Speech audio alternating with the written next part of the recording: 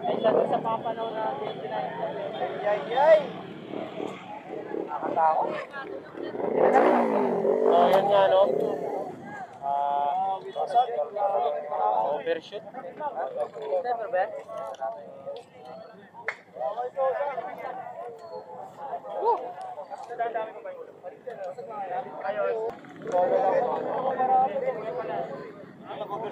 Hindi, yan ang nag-overshoot.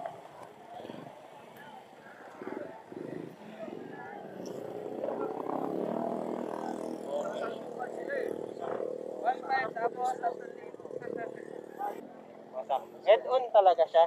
Minuro siya ron pero sinakop niya pa rin eh. Gastos doon. Butas, oh. Ay, butas. Crankcase.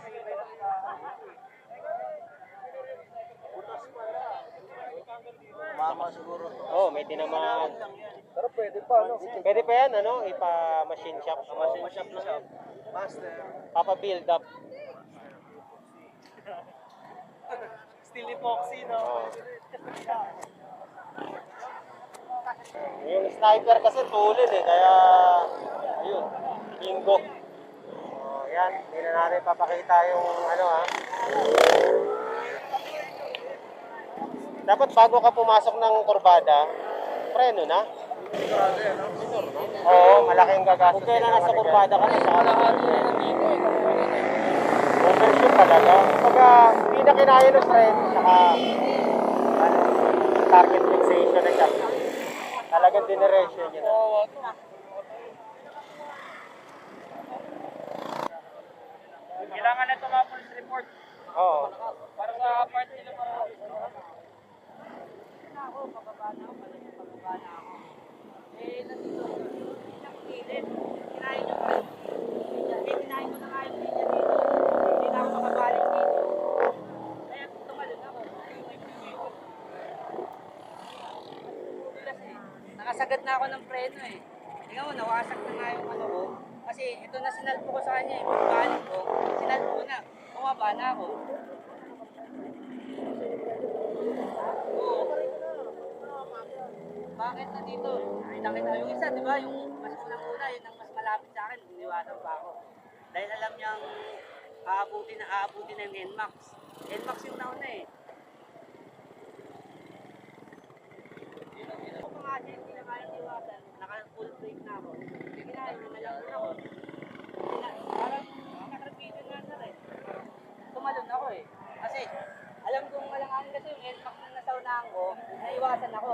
Kaya hindi niya ako iniwasan eh. Kasi nandito na ako eh. Nakaka-bad trip naman yung katwira mo, Brad.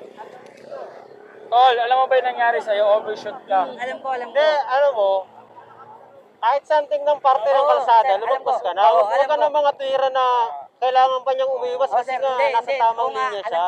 Alam ko, ano nangyari? Ang dami nakakita, overshoot ka na nga. Overshoot na ako, sir. O kaya nga, wag mo siyang sisihin na. Hindi siya umiwas na parang umiwas kasi head to head mo siya. Hindi ako, ano, kasi mali yung katwira mo kanina pa kita pinakikinggan. Marami nakakarinig. Oo. Alam mo naman yun. Oo, alam ko. Kaya nga wala kang pero, huwag nyo munang isihin yung motor nyo. Hindi yung ano yung tao. ako puta, ilang beses lang kinaulit-ulit.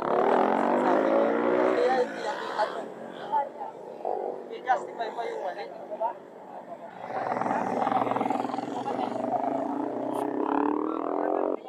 Ang katwirang pa, alam nang mali na nga siya eh. Parang sinisisi pa niya yung tao. Hindi ba? Gulat ako, tumalis Ang ginawa niya, diniretso niya na lang dito. Dito dapat siya kumali. Sabi niya, dito na kahit din niya. Alam siyang maraming tao. Alam, diniretso niya na lang dito sa damo. Tapos dito siya nagtaob. Hindi, tumikna pa siya dito na ano eh. Dumiretso na siya dito sa damo. Ito, disgrasya na yan. Hindi ka dapat mag-justify ng mga gano'n na dapat mong sisihin.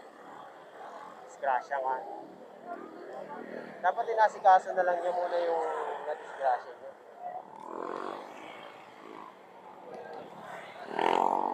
Pasensya na mga master, medyo nakapagtaas ako ng boses kasi nakaka-bad trip yung ano yung katwiran niya.